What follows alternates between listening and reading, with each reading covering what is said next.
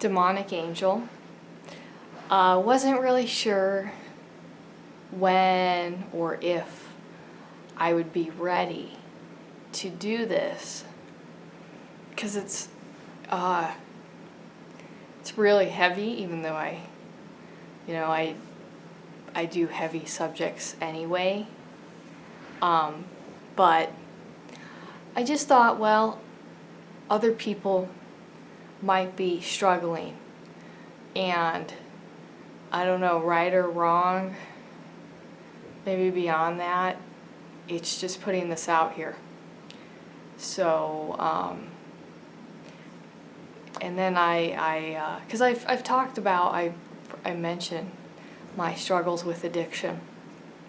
Also, what I'd like to say is that I don't really focus exactly on separating rationality from emotions. Like, even though I have these vivid visuals and emotional experiences, I don't, I live in reality now.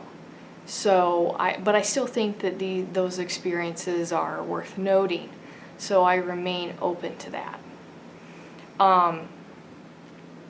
But yeah, so when I was young, I would see ghosts as being outside of myself, like as actual paranormal entities standing before me. A whole bunch of, I could probably do like a 2-hour video on, whole recollections of different characters. But some of it was really dark, and then some of it I remember also kind of, I was thinking that it was like angels when I was a child. And so the first kind of dark thing that I did was I had an experience with an angel, and I thought, wow, I really want to go join the angels. I can't wait. I want to go to heaven right away. And I tried to hang myself, and I was probably like 9 or 10. And I was able to, get myself down. And I just remembered how like surreal and disassociated I felt for a while after that. Because it wasn't really this, sad intention to it. But that happened, and that's obviously very dark and stuff. So, as I mentioned, I really absorbed the emotions of everything. So that I didn't really have anybody to explain that to me. And now as I look back, I really wish that I knew about my biological grandfather who had some of these experiences. I really wish that he could have, maybe it would have made a difference to my young life if he could have walked me through some of this, because he experienced this as well. But that's not how it goes, right? Sometimes. So I just felt outcasted by the small town I grew up in, and I started drinking alone. I would go in the bathroom and drink at probably like 14, and I had not had any kind of sexual experiences or any drug use. But when the first time I drank and that warm, burny feeling happened to me, that was really the start of nothing else really compared for me to escape. This was my escapism and my addiction. I was an alcoholic for, I think, 12 years after 14 to, let's say, 26. And I just, for me, yeah, everybody gets drunk, but to me it would make me more delirious. It's hard to exactly explain it, but once I started to drink, I couldn't stop. I would just drink for days. I wouldn't eat. I would puke and keep drinking. I just, and I got mean, sad, and delirious. And I do not drink at all now because I think it is the best way to care for myself. So it's just, I've got the 1/8 genetics of Native American, Blackfoot. That just, it's a little bit of a remnant, and I can't do it. It does not, it's not something I can do. But it took me a long time to see it that way. There was the whole years of denial. Hey, I can stop tomorrow. I'm going to cut down. All those lies. And it was a real internalization of having to slowly accept that these were lies to myself. So a lot of different issues. My parents, my father was and is an addict himself, really horribly, but for prescription drugs, namely the opium stuff. And my mom was caring for my terminally ill grandmother. So I just kind of did whatever I wanted, which I honestly was kind of normal in a small town anyway. But I met this guy who became my first boyfriend because I thought I needed to have one, you know, and he sexually and physically abused me. He cut my face. You can't really see it, but it's still there, and it just devastated me. I stayed with him for a while because he told me that, actually he would call me back when we still had landlines. He would call me and say, I am, are you home? I'm watching you. He would tell me that he wanted to break into my house and rape my mom. And I didn't care what happened to me, but I didn't want that. That was really frightening. It was psychological terrorism, and I bought it hook, line, and sinker. But, and he got worse. He started to do these hard drugs and would take me out to abandoned places and sexually abuse me, and even had his other friends sexually abuse me. And I tried to run away, and that's when he cut my face. And I tried to fight, and that did not work for me. So of course I just disassociated it in my mind, like while these things would happen to me. Eventually, I was in high school, right? And it was just a normal like high school barbecue or something at the football field, and he showed up because he had started to stalk me. And he was intoxicated on something, and he came up to me and he pushed me into a truck, and I hit my head. I staggered backwards, and my friends told me that if I didn't break up with him, they would call the police. And that freaked me out way worse, for some reason, probably because I was messed up in the head from all that. So I told him, I love you, it's not you, but we're not going to be together. And I'm gonna move away, which wasn't really true, but at the time, I did end up moving away in a year or two later. But it was awful. He still probably tried to call me for like a few months after that. And it didn't really affect me too much at first, but the drinking got worse. I ended up moving into an apartment alone, and I drank and I drank and I drank, and I was going to college. I think that I still have a, it's just crazy to think that I still was able to salvage a GPA that passes, but I would shake without alcohol. I did have to get my stomach pumped and I actually had a BAC of 0.51. And so in case you don't know, fatality usually occurs at 0.40, but because of my tolerance, I lived. And as soon as that happened, didn't have any alcohol, so I drank mouthwash. It was just, I mean, I'm telling you guys, I was really lost, and I was super young. The worst of it was like 19 to 21. And I would just get alcohol off of guys, and then when I was able to, I would drink.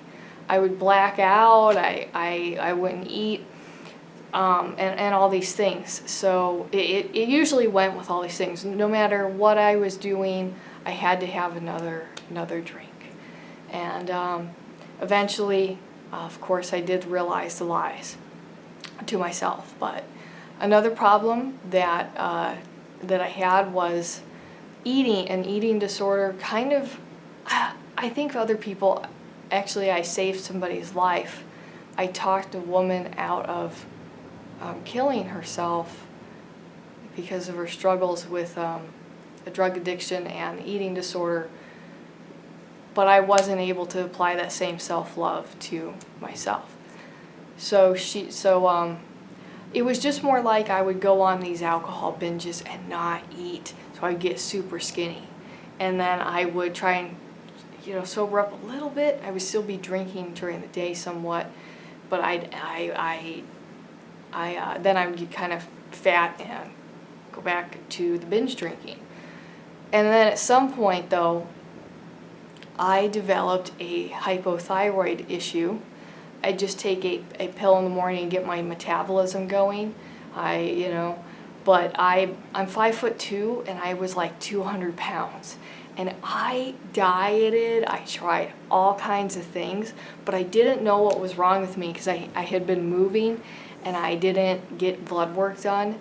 And wow, I thought I was ugly and fat. And it because after I had been abused, I thought that the way that I looked was all that mattered. So I would just sleep with really a lot of guys. I've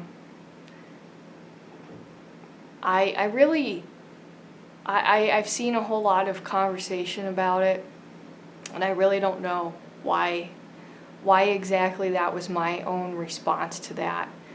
I think that it was just another form of escapism, and it's not.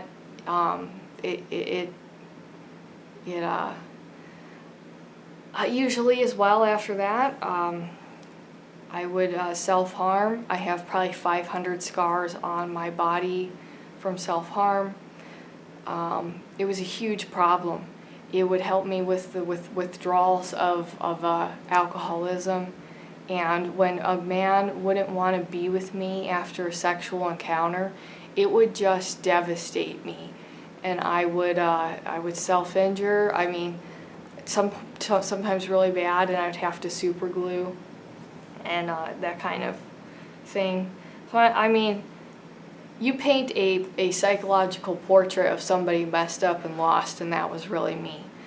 And after I got better from whatever, I started to treat my thyroid problem, I was still drinking and stuff. And I ended up becoming a stripper for a while.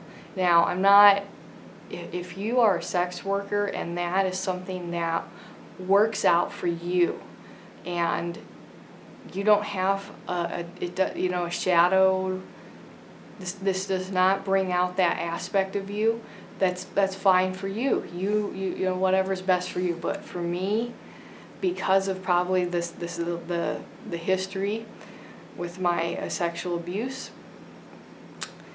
it was awful. You know, there's alcohol and strip clubs. I spent all of my money on alcohol, and I could not stop. I, it was that was the rock bottom for me, because that culminated in me betraying somebody who did a lot of good for me. I'm still paying for that to this day, trying to apologize, trying to, my best apology is sobriety. And when I was doing that though, and I was just stripping and drinking and cutting and not eating, one day I just said, you know what? I can't, this is a lie. And while I was, this period, what I'd also like to say is, I cheated myself. I threw away 12 years of my life. And now that I'm in my 30s, it's like I am like a 22-year-old in a way, mentally. Just because I'm kind of now growing up, I don't know what I want to exactly be, but I know what I don't want to be. And that's valuable. It's just very sad. And devastating to pick up the pieces of my life.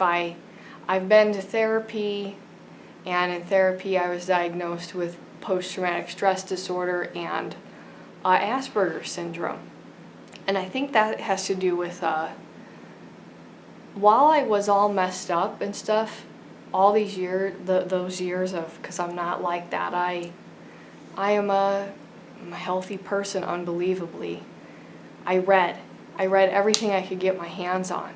So while I was in the, trying to get intoxicated as possible, trying to escape, I just read. But I still, even today, I just talk sometimes at people, as you guys can tell. That's why I'm here on camera. It's kind of hard for me to engage in a conversation sometimes. But that's how it's always been. So I'm just a little bit weird. That there's nothing wrong with that. That's just a sort of self-awareness thing.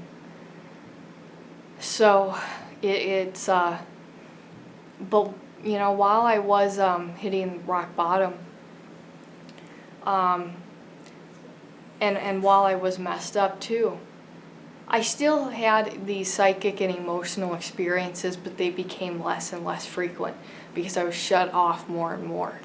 And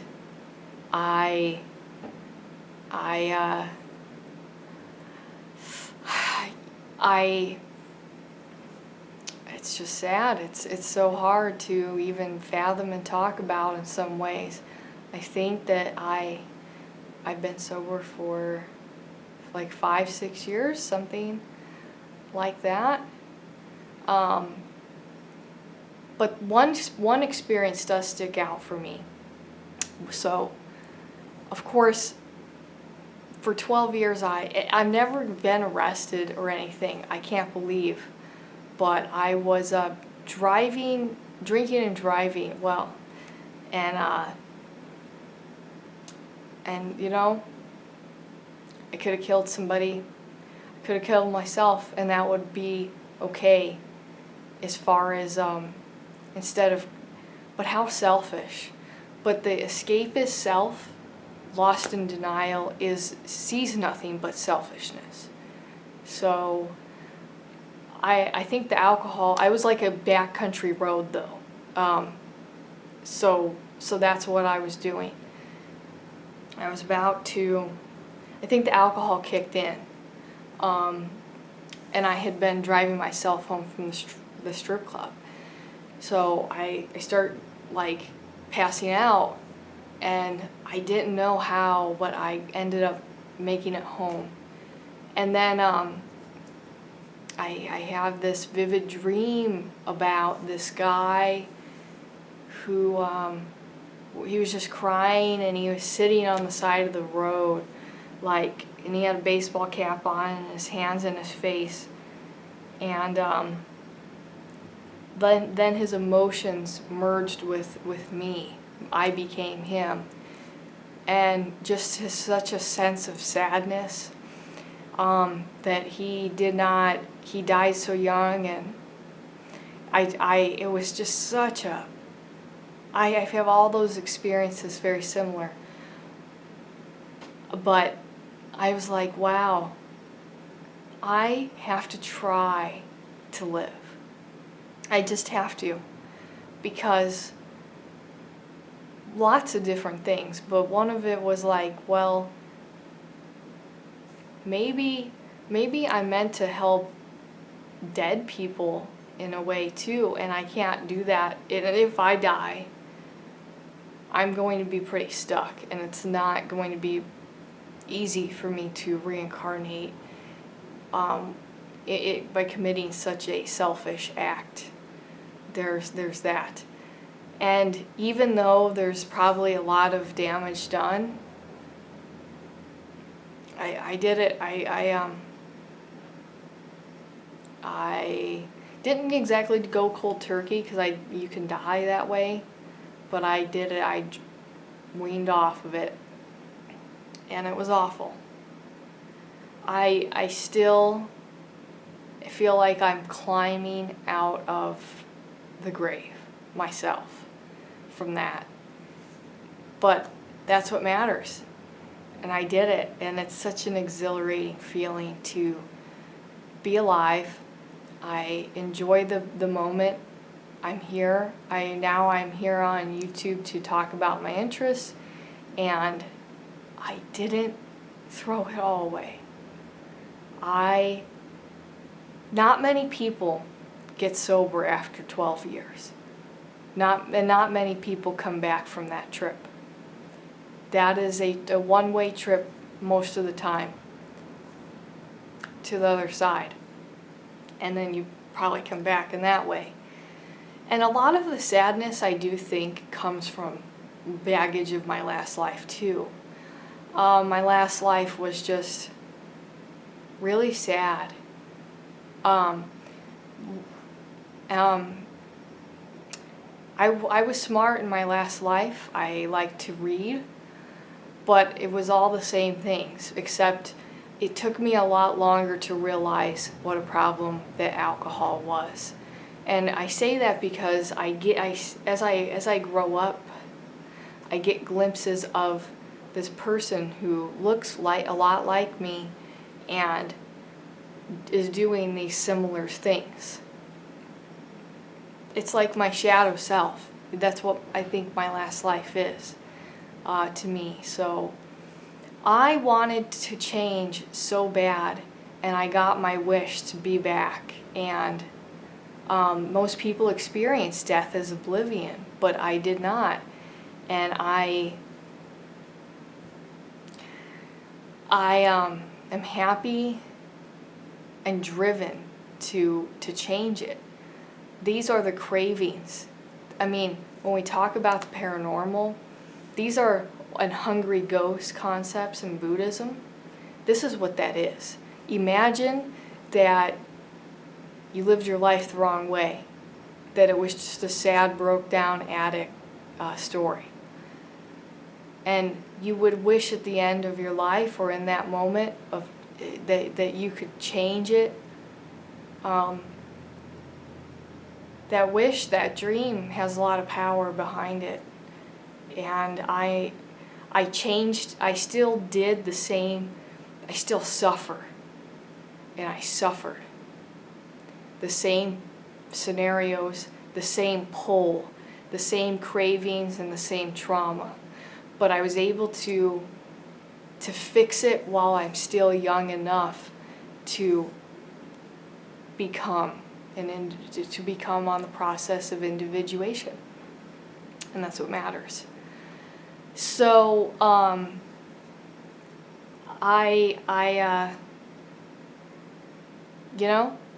today I'm healthy, I'm sober, and I thought that it was valuable enough to just let myself be who I am, but at the same time, see through the bad bullshit.